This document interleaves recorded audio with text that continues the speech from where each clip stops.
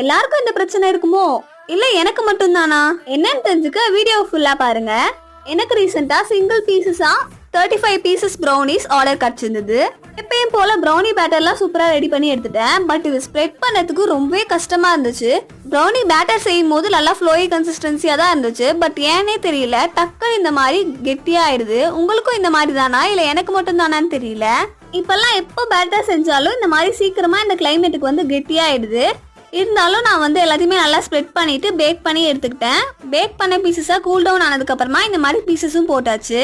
இந்த ப்ரௌனிஸ் பாத்தீங்கனாலே தெரியும் எவ்வளவு சூப்பரா வந்திருக்கு அப்படின்னு. இதுக்கப்புறமா மேல மில்க் சாக்லேட் டாப்பிங்ஸ் போட்டு ஸ்ப்ரிங்கிள்ஸ்லாம் போட்டுட்டு பாக்ஸ்ல வச்சு பேக் பண்ண வேண்டியது தான்.